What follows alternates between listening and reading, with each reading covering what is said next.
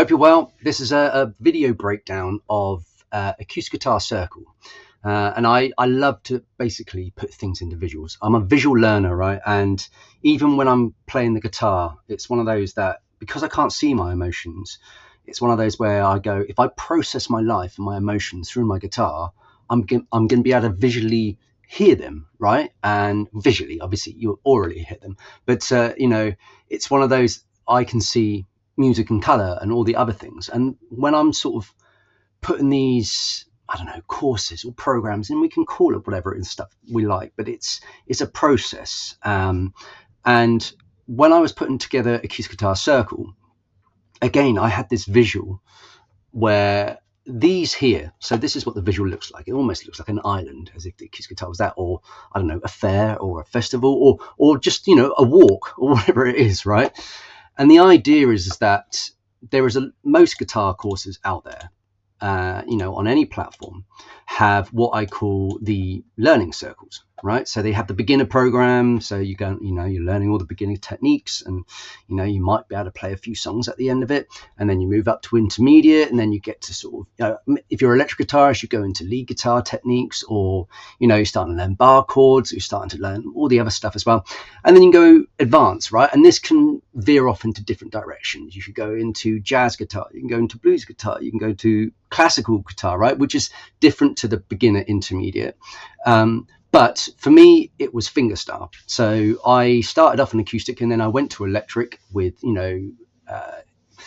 with my former guitar teacher, Kev Porter, and I was into Joe Satriani and Steve Vai, and absolutely loved it. And then I went to uni, and, there wasn't a fingerstyle course then. I didn't even know what fingerstyle was called. So, I bought a guitar, carved a hole at the back of it, and then popped a snare drum, and it was just ridiculous. And then I had a ridiculous recital that was terrible. And then, it was sliding doors moment the next day, whether I decide to, jack it in and go back to electric, whatever it is, or go down the path of fingerstyle. And that's when I discovered lots of other guitarists, Annie McKee and John Gom and, Anton DeVore and loads and loads of others. So anyway, I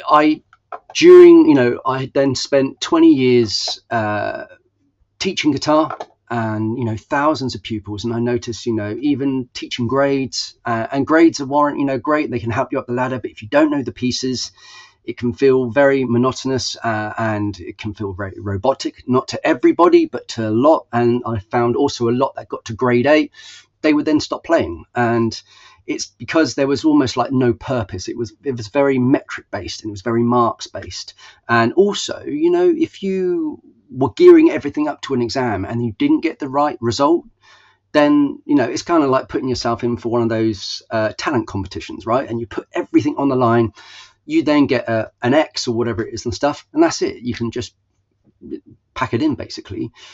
Because again, it's almost like been about the how for so long and not the why. And that's why when I was thinking about the learning circles, there's so many people, I say people like guitarists or guitar learners and things, kind of stuck in the learning phase of it. And they kind of don't get over to that point where it's exploration, experimentation, emotional, connection, and bopping your head, closing your eyes, etc., moving outside of standard tuning, all these other things, right? So that's why I started thinking, if this was a race, or you were booking in some kind of event and things as well, right? Then this is the prep phase. If you're making a meal, the learning phase is learning about the book, right, that you get, and then prepping stuff, and you having to get in the ingredients. That's what the learning phase is. But a lot of people stay in the learning phase.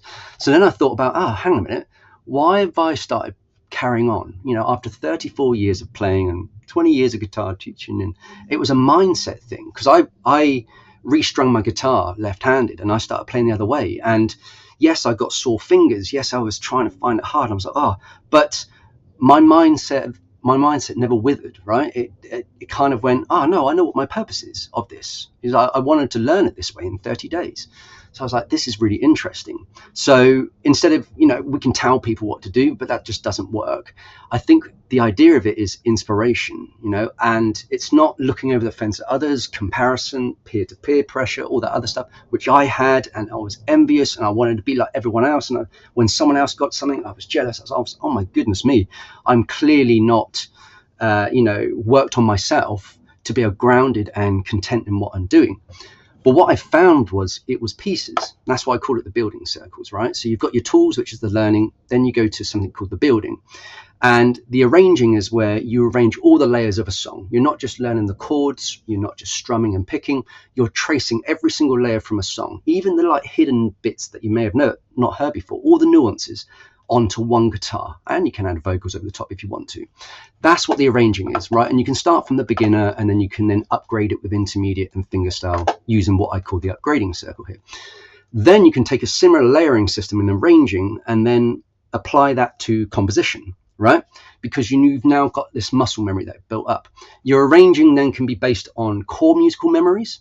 So they were based, a lot of my arrangements, like The Chain and Money and things as well, were based on my dad just playing his music. We weren't allowed to go, we didn't listen to our music. There was nothing on the radio and things as well. And Dad used to play Pink Floyd and Led Zeppelin and things as well. And I don't think he even knew that it was just washing over me. And I thought maybe it was crap or whatever it is. But actually, it was just amazing. And Dark Side of the Moon now is my favorite all-time album. And I loved doing Money, right? Mimicking the cash registers without a loop and pedal, backing track and band. And it was just like, it took me 6 months to arrange, but that leveled up my playing. And I wasn't doing it. I was going to learn, Annie McKee's drifting. I was going to do this. I was going to do that and stuff as well. Or like, how do I do fingerstyle? I need to do fingerstyle to be able to choose. It's like, no, let's just do it for my dad and then find a way, creative problem solving. And so then composition then goes into core memories, right? Whether it's good, bad, doesn't matter. It's basically me trying to capture those childhood memories or teen memories in a bottle, right, which is a guitar piece that I go around and play. And there's so many tracks that I've come up with. And interestingly, my track Father, or there's been Lost at Sea, people have different sort of interpretations of what that actually means and stuff as well. And it's brilliant. It's been beautiful to see, but it was born out of memories. And then there's the upgrading here, right? So this is like the training of when you're doing a race and you're learning how to I've trained for a race before, and I think it was a half marathon, and I just bolted out the first day, and I was like, that was the most stupid thing I did, because it interfered with my needs and all sorts of stuff as well. And that's the same if someone tries to learn something really prolific or really advanced on the guitar and they go straight in without doing it at snail pace. That's where things can lock up, or soreness can happen, or all sorts of stuff, right? Or we go too fast and then we're just like, we keep failing all the time. So I think that's the training phase, and you go through it. And then what I sort of thought, I was like, actually, you've got to run the race. And what's running the race, really? What is the most realistic way of doing it? Now, we can go out and perform and stuff as well, but we've got to give ourselves opportunities. But first off, we need to get our pieces and then convert them into something that we can hear back, right? Now, we could do this on a phone. We can do this in content and everything as well. But to actually record it, in your home studio, I mean, ideally, if you had the money, you can go elsewhere and do it. What the brilliant process of that is that you, by recording it, and again, you might want to get your chops up to a place where it's sounding pretty decent first, because otherwise you're going to be making mistake after mistake, right? But a beautiful thing about recording it on your phone, or then going to your studio, or whatever it is and stuff, is you'll have to repeat that process, that piece, that section, whatever it is, over and over and over and over and over again, right? And so you're doing two things there. You're not only trying to find the best take, which you do with content and pieces, but you're actually repeating the process. So you're actually solidifying it into muscle memory, which is going to help you for when you record more, when you arrange more, when you compose more, when you learn more, when you perform more, all these things, right? But it's a mindset thing of going into that, going, oh, actually, I've got to make mistakes here, because this is the way for me to be able to pinpoint exactly where I need to slow things down, smooth it out. It's like ironing out the creases, and then bring it back in. And then once you've got it recorded, you can then go to what is called the presenting circle, right? And I've just included everything here. Like, you can release it online. You can then perform it online. You can go and perform it in person. You can go and advance. So you kind of gone from this learning guitarist to, you don't have to call yourself a launch guitarist, but it's like a guitarist artist, or an active guitarist, right? I've come across a lot of guitar teachers or a lot of music teachers, right? But, and they've gone into training, and it's all valid, but they're not actually active musicians, right? And I like to do these things with lived experience. So doing it with thousands of pupils over 20 years, learning about, actually, this is not about numbers. This is about the person, you know, and then their playlist, music playlist, right, becomes like a recipe book. That recipe book then has obviously lots of individual songs, which are recipes. Those recipes have all the ingredients that get put into a process, a method, right, of how to put it together. And that then can include theory, technique. It can include so many different sort of enhancements and advancements that you might not be aware of at first. But what the beauty about this is that I didn't want to make it just a course or a program and stuff. I wanted to make it, you know, a track, right? A lot of people who go out running, right, and when they go and book themselves into a race, they don't just do the race and go, okay, yeah, I've done that now. I've done the race. Obviously, you know, they go to a different place, right? And they go to different locations. I did lots of half marathons and stuff as well. And I can't really do them anymore because of my knees. But this is the same in guitar land. And what I haven't found out there, and I'm not saying, oh, yes, my guitar course is so unique and everything as well. No, I'm trying to build a philosophy where it's just like, guitar lessons are expensive. Also, trying to find the right guitar teacher that fits with how you are. It's like a relationship, right? It's the same with my guitar. My guitar is not called Guitar. My guitar is called Luna, right? And she's my best friend and therapist. And the brilliant thing about that is that I don't go and turn up every day to play or practice with her, right? I'm in a relationship with her. And, you know, I check in with her every day to communicate and connect, right? If I just did it 20 minutes once a week, right? Or I have to do it for my guitar lesson, I will not have a relationship. And I think that is a real key thing as well. And then when you've got a process with a community in the middle, right, where I have something called Friday feedback, instead of you have to come online and we have to have a video call, that can happen, or in person, right? Sometimes we don't bring our best selves because there's inferior, or I haven't practiced enough, or we haven't done this. I want to shed all of that kind of unnecessary internal and external stigma, ableism kind of, or, you know, pressure and judgment and stuff. And Friday feedback is just upload a clip and then, you know, to YouTube, put it into school where the Acoustic Guitar Circle is, and then I'll just give you some feedback if you want that and stuff. And it's beautiful because we can just do it all in our own time. You don't have to do it on the Friday. It doesn't matter if you've forgotten. You know, some people have gone in and out of this and stuff. But I remember building this, right? And it was like, I don't know, 250 videos. I'm like, oh, why am I building this with no one at the door, right? And I haven't tested this out with lots of people. But there was something that's like, why am I keeping going? And why, when I get, you know, I do guitar therapy on TikTok, or I do lots of other things, and I bring out pieces and I do these things, right? And, you know, I'm in my 40s and stuff. And you know, sometimes it's a question of like, why am I still doing this?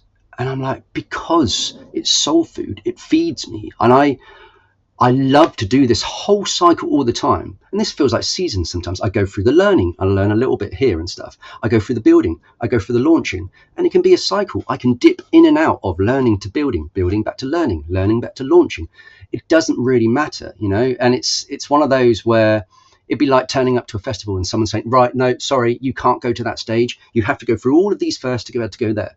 That's what grade books feel like. That's what sometimes guitar learning feels like. You know, you even go to apps and certain things as well. And again, what I wanted to do is build something flexible, adaptable, and things as well. So anyway, this is a breakdown. It's a long breakdown, but I wanted to show you this and also what it looks like. So on Linktree at the moment, I look like a floating ghost. I've just tested this out. You can go and get a free taster course of this. Basically, inside of here is one video from every single circle. So just to give you an idea, this is what it looks like in school. So you've got the beginner circle, intermediate. So these are the learning circles here. You've got the building circles, you've got the presenting circles, and then you've got some bonus ones, right? And this is what the taster one would be in that Linktree course, right? So again, just one from each course. Again, it doesn't matter where you are in the process, you just get to try it out for free, right? But then on what I've done that before you go to school is I've put together, again, I don't want to do a sort of salesy page and stuff as well, but what I've done is like, again, there's obviously benefits, and what do you get out of it? What's the transformer, sort of, what's the outcome, right? I'm all about outcomes most of the time. And I think the outcome is, you don't have to search anywhere to find out how you learn the guitar, your why for the guitar, right? It's not about how to sound like that player. Yes, you can, get pinches of salt from different people, but I call it your spices. Trying to find out your sound, your purpose, your identity, your courage or consistency, your excitement, and then all of that spice will create success, which is, and success is subjective to everyone, right? It's like surviving and thriving. And this is what I wanted to generate here. So, but these are the features here. You get all the things in the beginner here, and in the intermediate, and the same. This is like the building circles, loads and loads of different stuff, including this, right? But I didn't want it just to be a how-to course, right? The biggest thing about this is why. And when you are going into something like this, it's just like, well, where do I start? It's just like, well, start in the community. Like, figure out where you are today. Like, what resources do you have? What techniques do you have already? You could write them down if you want to, right? You could even build a checklist. And that's something I might do. Just write out all the things, and then you can have a checklist. So you have these chords, right? And they've got to be in your fingertips, which I call your external hard drive, not in your brain and not on the resource. What can you play if I just said, play me something? So you go into your external hard drive, into your fingertips, right? And then you got one folder called chords. Right, what chords can you play? Alphabetical order. It can be open, it can be bar, it can be sevenths, doesn't matter whatever it is. You can go into riffs, you can go into melodies, you can go into songs, whatever it is. Play through everything that you have right now that is in your muscle memory library, which is your external hard drive, right? And then it's like, you don't have to dwell on the past. If you've had ruts, it's like some people say, I've been playing for 6 years already and I should be better and stuff as well. I said, well, you can analyze that, but let's just meet you where you are right now. It's the same like business, really. It's just like, well, look, who do you know? What resources do you have? What's your North Star, right? Where do you want to head? We need to just know the what and why. We don't need to know the how. What piece would you like to learn? What's your kind of like, that one song that you can't stop thinking about, or it's timeless from a memory. It might remind you of your parent or a child or a family member. Is there a family member that has a birthday, I don't know, and you would love to gift them this arrangement of what you've done? I don't know. You can change it in so many different ways, and your why can just move wherever you want to. But I think this is the biggest power. And then if you're doing that within a process like this, a community and other things as well, it's, again, I don't want to go and sort of superlatives and go, oh, that's transformative and it's epic, it's unique and things as well. But this process here has transformed my life in regards to my creativity. Again, my favorite life process is processing my life through my guitar, right? My favorite form of therapy is guitar therapy. And, my favorite thing to do over TV shows, over going out, over buying things, everything as well, is still to this day my guitar. It gives me more back than anything else. Obviously, my children, unconditional love and things as well. But when I don't see them, my guitar's that, right? And that's what a dog can do, or a pet can do, right? And if you get to that point where you get over the learning phase of it, it's just like, and you can then move to different tunings, move to different areas. You can explore techniques, but allow the pieces to, you can learn the techniques first and then build the piece. Or you can reverse engineer what the song is telling you, and that will give you all the theory, all the techniques and everything that you need right now. Then you can convert it however you like. And that's where I give you the space. You feel safe, seen, heard and validated. There's no criticism, there's no judgment. But also it's like open-mindedness. I'm neurodivergent as well, right? And so I want to make this neurodivergent friendly. And if this is neurodivergent friendly, it will work for everyone else. Anyway, leave it there. Almost 20 minutes. If you're still here, thank you so much for watching. If you want to learn more about this, come and join the free course that I put together via Linktree exclusively. And then if you want to delve in deeper, you can come and join us. So many people have already, and they've got so much out of it by just like dipping into the fingerstyle circle, let alone the whole process, you know. And I really believe in this. And if you are dedicated, I would love to hear from you. Send me a message. And yeah, let's get going. Speak soon. Take care. Bye-bye.